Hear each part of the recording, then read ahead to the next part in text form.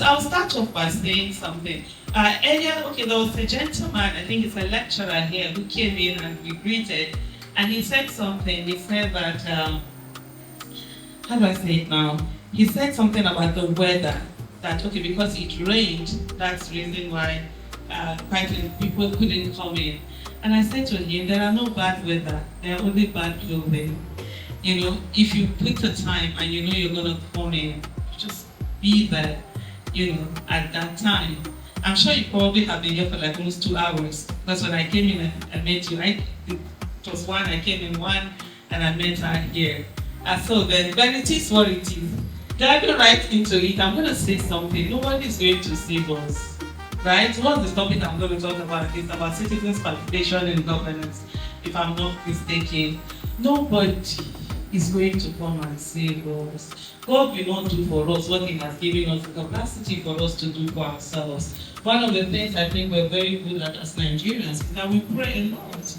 It's almost as if we think we have the patent to prayers, and then by praying, we abdicate our responsibilities and just assume that God is going to come and do this for all years. I've prayed. Oh, mommy, they go borrow money from people when they believe in God. That's how bad it is. I know we say something, I want to say faith without works is what dead, right? So no matter how much we pray, there are certain things that are not just going to be done because we have the capacity to do it. Miracles happen every day. We being alive today, it's a miracle in its own. You know, for every day, but sometimes we are looking for those tangible things to be able to say, hey, this is the miracle that happened. I always say to a lot of people, the fact that get to witness another electoral year or election year, you at the polling unit, that's a miracle that some people who had witnessed the previous one are not privileged enough, you know, to be able to see. Then there's also the other thing about, you know, God being a just God. It's what you put in that you're going to get. Why am I saying this? To say that every one of us, we can participate in governance. Dr. Pesile always says something, that governance is of two sides. There is the demand side of governance and then there's the supply side of governance. The demand side of governance are citizens. Citizens making demand, citizens asking for the right thing, you know, to be done. And then the supply side of governance are those who have been voted into office providing good governance. But guess what? If you do not make demands for good governance, those who are supplying, they supply what comes easiest for them to do, and that's supplying bad governance. Because we can't really do much gain. You can supply, you know, bad governance, but it takes a lot of effort for you to want to, you know, supply that good governance. So if we then are blaming those who are supplying, we also must blame us who are supposed to make demands, who are not making demands. A lot of us will just feel, no, business does not concern my life. I'll give you a very basic example. I'll give quite a number of stories because I want it to be relatable. I don't want to read something that you're going to read off the line. Because if you do your Google, the topic, or you Google them, or you go to a ChatGPT, or even on your WhatsApp, you will get all the things. But I want to make things that will be relatable, even if it's just one thing that you just hear that makes, you know, that, yeah, you make that connection, then it will be a win. I don't know if anyone knows, he's called Alex, is it Onia or something? He does this Maths Olympiad, right? Yeah. And very good, amazing guy, great guy, doing a whole lot. There was a day he tweeted and he said for him, he's not going to be focused on politics. Like he doesn't want, he doesn't want to be involved in politics, he just wants to focus on this thing and make this impact. And I remember replying him on that tweet, and I said, oh, you know this thing that you are doing, policies can be made to put a stop on it. That's politics. They can decide now. Somebody can wake up and just pass a law. Some people pass the law and say that no more Math Olympiad in Nigeria. Guess what? It's law. Just the same way we woke up, I used to say, arise will come pictures, and they're telling me to say something else, like, nah, without even, having the respect to ask us as a nation, do you want to change the national anthem or not? So it's the same thing. This morning, I saw a tweet from him where he said, I think the International Math Olympiad, Nigeria can no longer participate because apparently in the last 4 years, the Ministry of Education had not sponsored people to go and participate in it. So now they can't be participants, but they can just be observers. So you see how governance can affect whatever it is you're doing. And I said to him, I said, when we are doing things without that good governance, it's like, just imagine you're climbing a wall or you're climbing a tree and then someone is pulling you down. How quickly are you going to get up there? It's going to be very hard. You probably might not be able to get, up there. But if you are able to get there, and then you can help everybody, come up. So that's what it means. The difference between having that good governance and not having good governance. And most importantly, for me, my topic, I do know is, what are we going to do? So now it's not about government. This is not on government. This is on us as citizens. If you are 18 and above, you're considered, an adult in Nigeria, right? You can vote and be voted for, right? Is there any position you can do when you're 18 in Nigeria? I'm just curious a bit.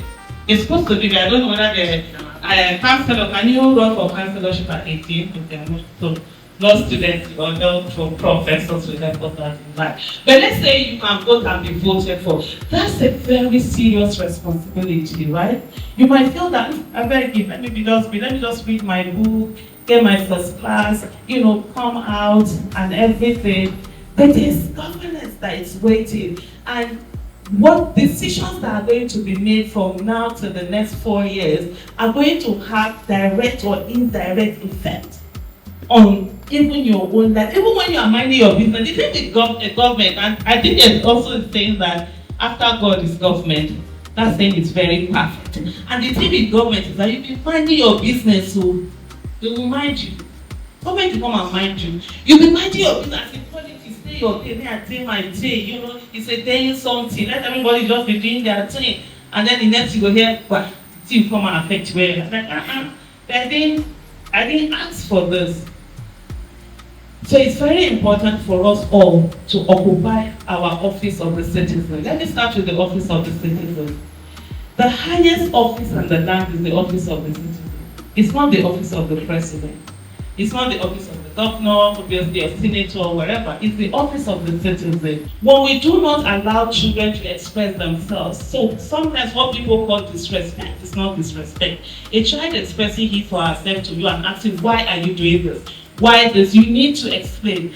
I didn't bring up my children to do this rule. Oh, you must do this, you must not do that. No, it's that. See, this is the reason why this and this. And this is how you can make informed decision. And in a way, it helps the child to be able to make an informed decision. So by being told to keep quiet, not say anything with parents, and then guess what? From parents, we move to where? Teachers. And then religious leaders. And then when we became adults, a lot of us do not understand how to, how to make demand, how to ask questions. Because now what we did is that we replaced our parents, teachers, religious with government. So anything government says, that goes. And if you question government, then you become the bad one. That's not the way it's supposed to be.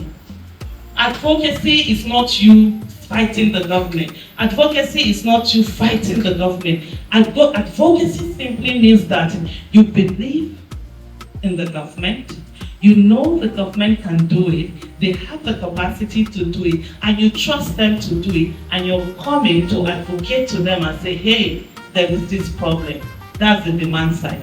And for any government or anyone in position, in that position of leadership, what they then need to do is to look at who are the people who are pointing out these things. And that's why when people say advocacy is different from politics, I say no. They are the same thing. The end goal is the same. What's the end goal? For the greater good, right?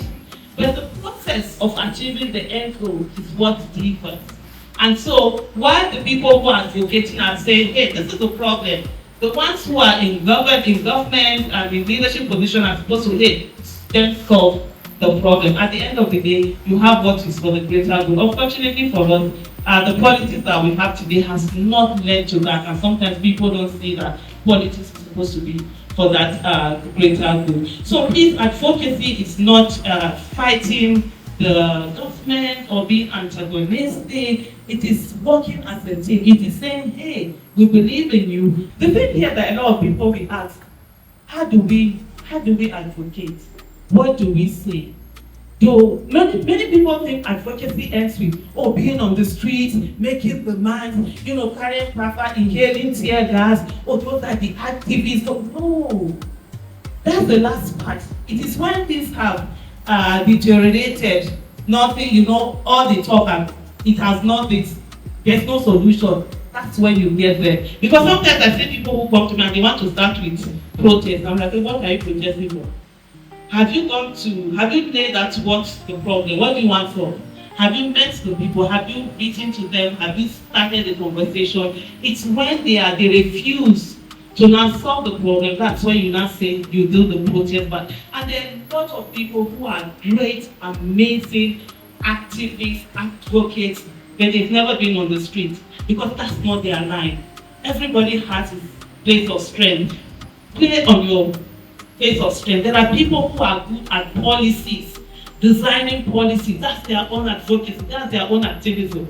They can. This is what is wrong. They will sit down. This is how it needs to be done, and all of that. They do that. There are so many people who work on the background. There are people who write.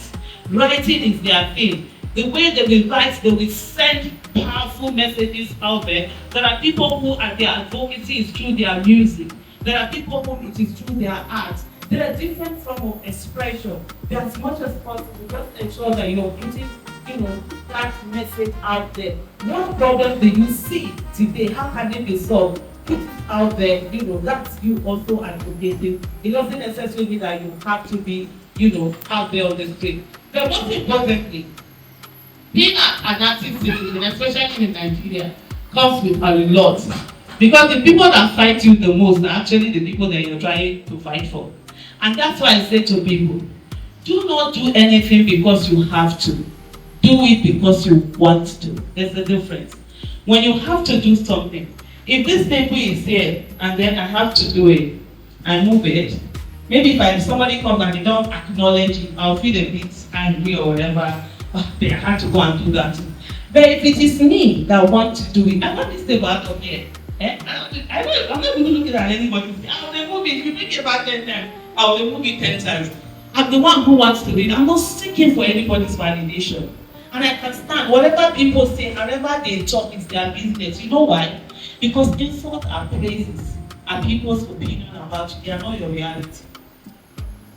If you don't get angry when people praise you, if I tell that you're so beautiful, you don't get angry. So why do you get angry? I say, why you don't want like me? It's my mouth. It's my opinion. If you don't get angry when people praise, you shouldn't get angry, when people either insult or whatever, criticize or do whatever it is. The only thing you do is that ensure you don't allow the praises get to your head, you don't allow the insults get to your heart, so that you're able to stand on, and continue advocating. It's not an easy thing.